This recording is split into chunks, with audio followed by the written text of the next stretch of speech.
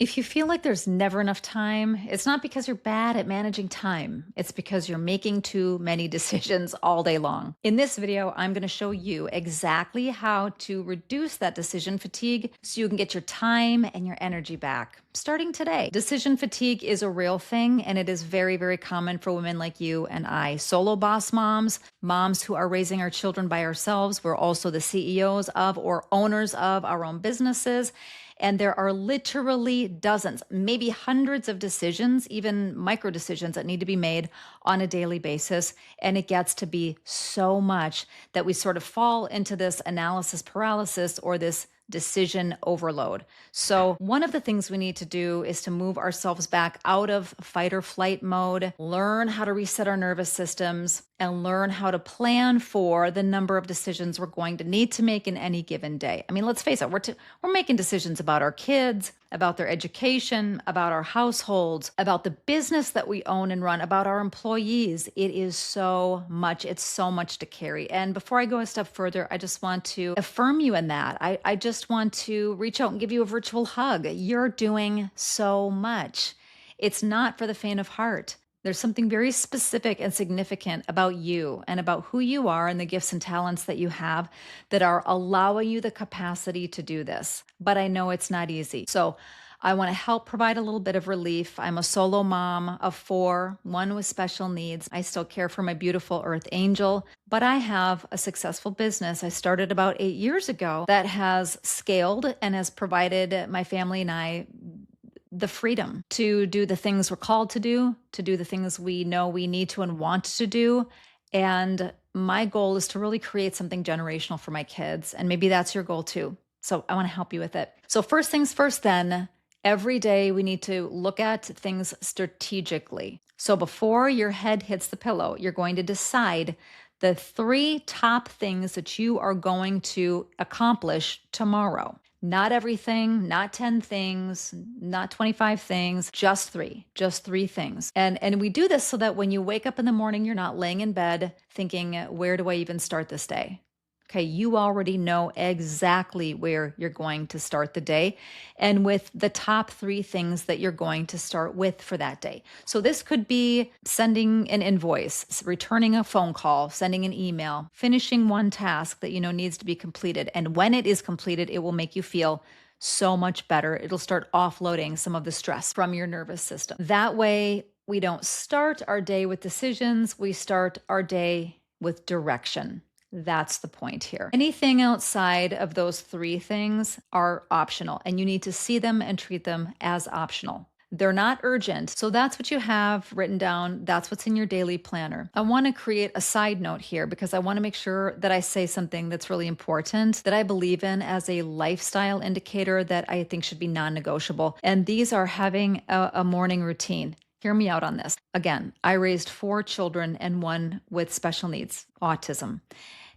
And I completely understand how chaotic mornings are. I understand how chaotic mornings can be.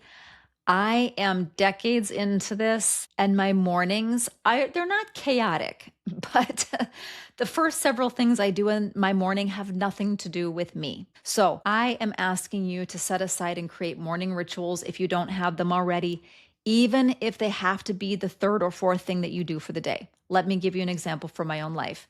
In the morning, I wake up very early because my son wakes up by nature just very, very early, like before the sun rises. He's in the shower and he's starting to get ready for his day. When the household knows that I'm awake, and I'm talking about the pets and the kids, activity starts immediately. So when my feet hit the floor, stepping out of my bed, the first things I do have nothing to do with me. They have to do with letting the dog out, feeding the cat, getting the dog's food ready while I'm beginning to prepare my son's breakfast. And while I'm doing all of those things and multitasking those things, and I'm finally finished making my son's breakfast and getting him all situated and settled and fed, right after that, he and I together start making his lunch for the day. If he's going to his day program for that day, going out into doing the community ventures that he does. And then we will jump into the car. I'll take him where he needs to be for the day if it's not with me, because his schedule changes. Some days he's doing community activities and some days he's with me. So if he's doing community activities, then it's an hour in the car. It's 30 minutes there, 30 minutes back. So by the time I get back home, I am finally now having some actual time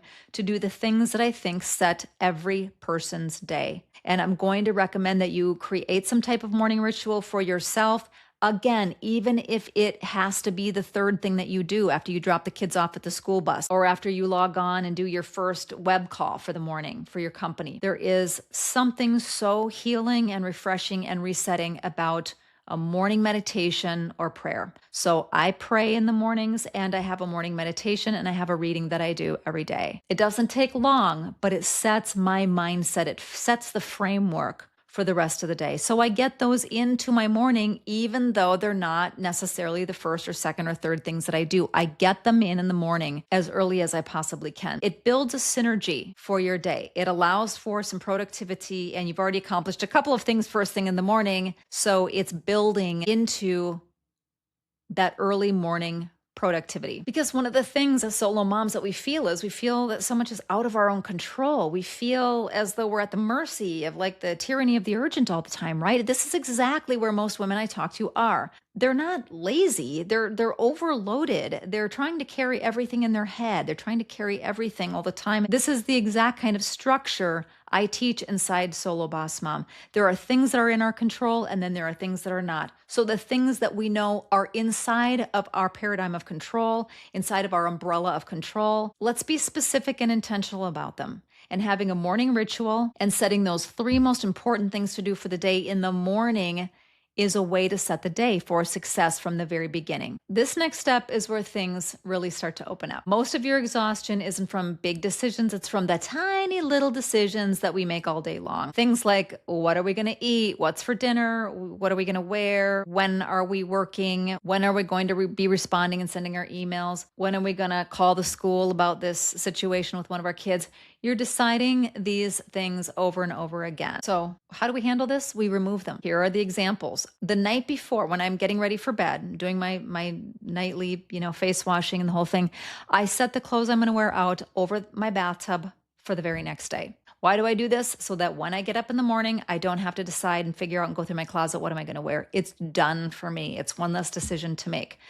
My son and I sit down and we plan out dinners on a Sunday for the whole next week. Why? One less decision I have to try to figure out and make in the middle of any given day when I'm trying to be productive and get stuff done. Those decisions about what we're going to eat every day for the next 7 days are done in advance. Then I simply go into my phone or open my day planner and say, oh, tonight we're having burgers and salad. Okay. It's already done for me. Now I already know. One less decision offloaded. Morning routine I talked about is vital because it's going to set your day, and it sets a measure of discipline and predictability, which again sets the stage for organization and success. Another thing that you may be able to do if it's in your control is create the same work blocks each day. If you can do this and you can carve out your work block time each day because you own the business or you're launching your own, then that time is set aside. There are no interruptions. We're not running to the grocery store in the middle of that time block. We're not running to the gym in the middle of that time block. That time block is set aside for exactly what you planned and intended,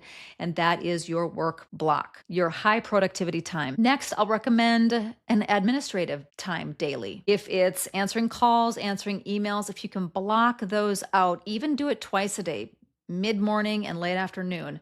You can capture everything in between. At least you've got X numbers of minutes set aside for those very specific tasks and duties each day. It offloads another decision that you have to make about when am I going to get to that? When am I going to get it done? Listen, boring is efficient, and efficiency gives you your energy back. It's okay to be boring because the boring day after day leads to efficiency, and the efficiency leads to success, and that leads to freedom. And there's nothing boring about freedom, baby.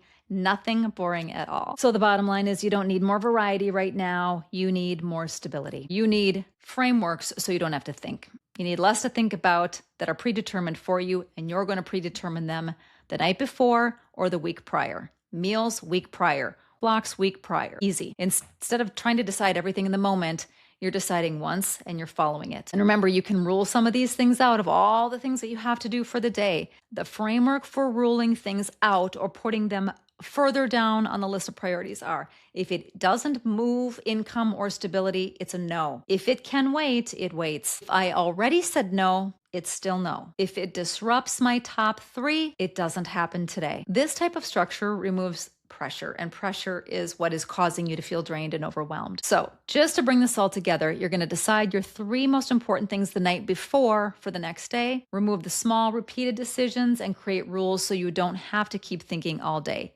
Pre-planning those meals a week in advance, pre-planning your admin and your work blocks the week prior on a Sunday for that week gives you the framework for consistency will lead to greater success. If this helped you, this is exactly the kind of structure I teach. Make sure you're subscribed here so you don't miss the next episode, and jump into Solo Boss Mom, my private community on School. The link is in the description. I love you so much. Can't wait to see you on the next video.